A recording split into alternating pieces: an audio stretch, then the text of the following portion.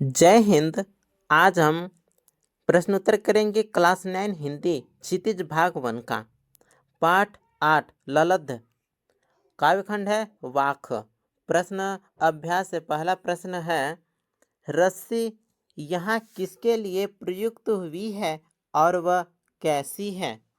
तो पहले प्रश्न का उत्तर है, यहाँ रस्सी मनुष्य के जीवन साधनों और सांसारिक सहारों के लिए प्रयुक्त हुई है।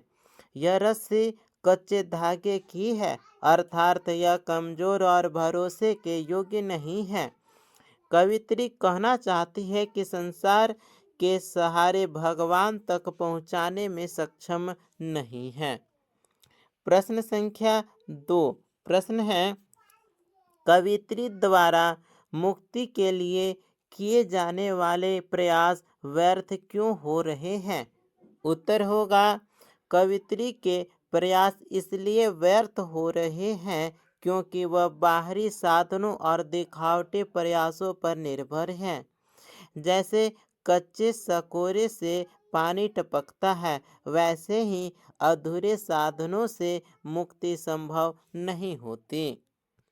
प्रश्न संख्या 3, कवित्री का घर जाने की चाह से क्या तात्पर्य है? उत्तर होगा, यहाँ घर से तात्पर्य ईश्वर का घर या मोक्ष से है। कवित्री की आत्मा संसार से मुक्त होकर ईश्वर में लीन होना चाहती है, इसलिए उसे घर जाने की तीव्र इच्छा है। प्रश्न संख्या 4, भाव स्पष्ट कीजिए। प्रश्न 4 का क, जेब टटोली कौड़ी न पाई, तो इसका भाव स्पष्ट करना है। तो उत्तर होगा, इस पंक्ति का भाव है कि कवित्री के पास आत्मिक पुण्य या सच्ची साधना का धन नहीं है। माझी यानी ईश्वर को पार उतरने के लिए जो भक्ति चाहिए वह उसके पास नहीं है, इसलिए वह स्वयं को असहाय मानती है। प्रश्न संख्या 4 का ख, प्रश्न है, खा खा कर कुछ पाएगा नहीं, न खाकर बनेगा अहंकारी, तो इसका भाव स्पष्ट करना है। इसका उत्तर होगा, इसका भाव यह है कि अधिक भोग विलास करने से कुछ प्राप्त नहीं होता। अत्यधिक तप या उपवास करने से मन में अहंकार आ जाता है, इसलिए दोनों ही मार्ग गलत हैं। प्रश्न संख्या 5, प्रश्न है, बंद द्वार की सांकल खोलने के लिए ललद्ध ने क्या उपाय सुझाया है? तो उत्तर होगा, ललद्ध ने संभाव अपनाने का उपाय सुझाया है। जब मनुष्य न अधिक भोग करे और न कठोर तप बल्कि संतुलित जीवन अपनाए, तभी ईश्वर का द्वार खुलता है। प्रश्न संख्या 6, प्रश्न है, ईश्वर प्राप्ति के लिए कठिन साधना भी लक्ष्य नहीं दिला पाती, यह भाव किन पंक्तियों में व्यक्त हुआ है? तो इसका उत्तर होगा, यह भाव इन पंक्तियों में व्यक्त हुआ है।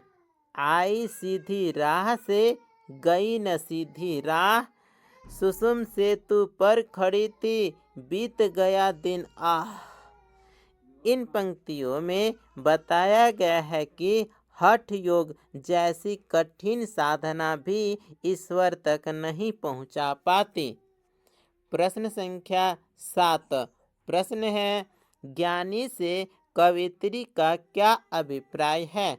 उत्तर होगा, यहाँ ज्ञानी से तात्पर्य उस व्यक्ति से है जो स्वयं को पहचान ले, जो अपने भीतर ईश्वर को देखे और धर्म जाति का भेद न करे, वही सच्चा ज्ञानी है। अब हम रचना और अभिव्यक्ति से प्रश्न उत्तर करेंगे। प्रश्न 8 का क, ठीक है। प्रश्न है, आप लोगों के सामने कि आपकी दृष्टि में भेदभाव के कारण देश और समाज को क्या हानि हो रही है।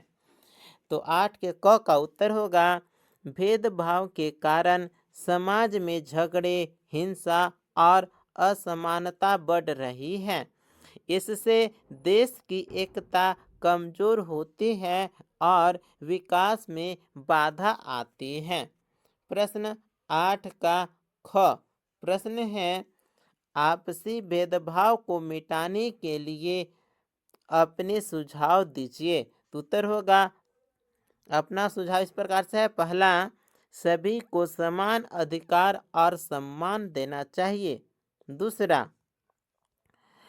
शिक्षा द्वारा मानवता और भाईचारे का संदेश देना चाहिए। तीसरा, धर्म और जाति के आधार पर भेदभाव नहीं करना चाहिए। इसी प्रकार से यह प्रश्नोत्तर यहीं पर कंप्लीट होता है। मिलते हैं अगले वीडियो में, तब तक के लिए धन्यवाद।